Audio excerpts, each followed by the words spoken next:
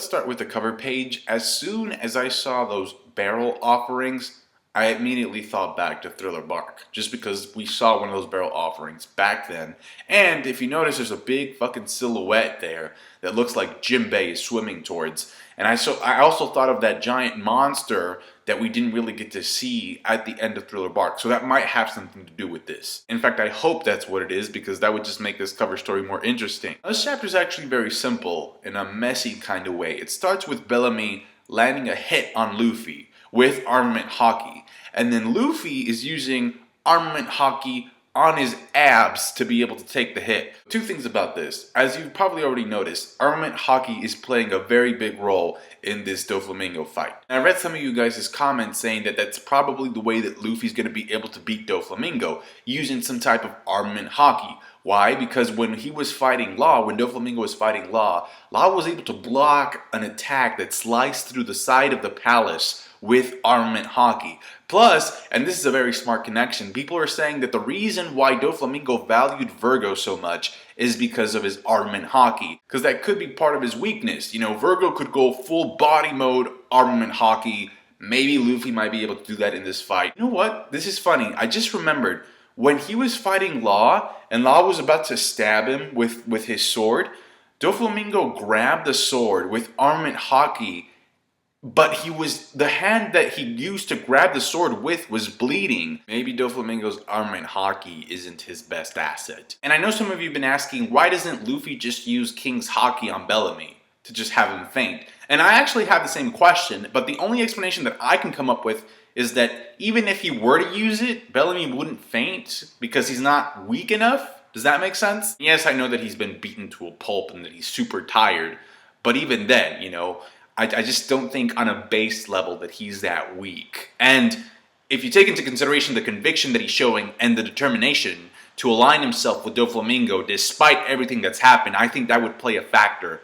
in him not going down that easy. The next part of the chapter is just Zoro not being able to do his job. Like point blank. He can't do his job because Pica keeps jumping from one Earth-based body to another, until finally he becomes part of the plateau. So Oda's basically using the same formula that he's using with Luffy versus Doflamingo, in that it's like, oh, you can't hit me. You gotta be entertained with some other bullcrap before you get a hit on me. Now, the thing about Pica being part of the structure where everybody is fighting on is that it messes things up for everybody. Doflamingo family members included. That's why Dellinger's like, hey Pica, we're here too, man. Like, you know, be careful with that shit. So this could be an advantage or a disadvantage for everybody involved. And the thing about Pica is that he's getting frustrated. So if he reaches his boiling point, he might do a lot of shit and not even think about the people involved in this, you know, that are standing on top of him pretty much. So I think that's what part of Zoro's plan is, in a sense, you know, try to work him both physically and emotionally. Because there's this one part where Pica starts laughing like a Pikachu, and Zoro's like, what the fuck was that? Orlumbus is there, he goes bowling to help Zoro out, and then there's like a brief shout out to Dellinger versus Ideo, and Baby 5 versus Sai. And, you know, Baby 5 with the quirks. You just make her think that she needs you and she'll fall in love with you. The most impactful part of this chapter is definitely Harjurdin taking care of Mac Vice. Did I just butcher his name? The giant's name? Harjurdin. I don't know. But anyway, so Harjurdin faints because his legs and his arm, the bones just shatter, which makes sense because at that point in time, Mac Vice, who is wearing the Uzumaki symbol, weighed 10,000 tons. Now, I think the manga panda version of the chapter said that he weighed 1,000,000 tons. What the fuck? Anyway, so the giant just punches him and he hits the fucking top of the bird cage and you see a splat of blood just...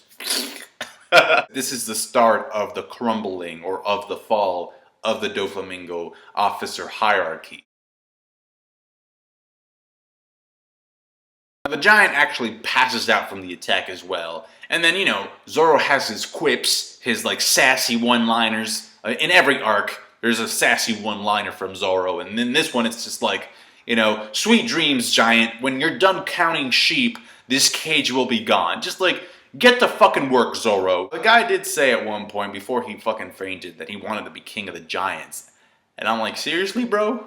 Because I think I remember Luffy one-shotting you in the Colosseum. I mean, I'm not like just discrediting his dream. I'm just saying You got one-shotted by Luffy, which is technically the future king of the pirates, so yeah, I guess you could be the future king of the giants. I thought the chapter was pretty cool. Let me know your thoughts in the comment section below. Subscribe to my channel for more One Piece manga reviews, and thank you for liking the video if you did. Appreciate that. Thanks, guys. Catch you later.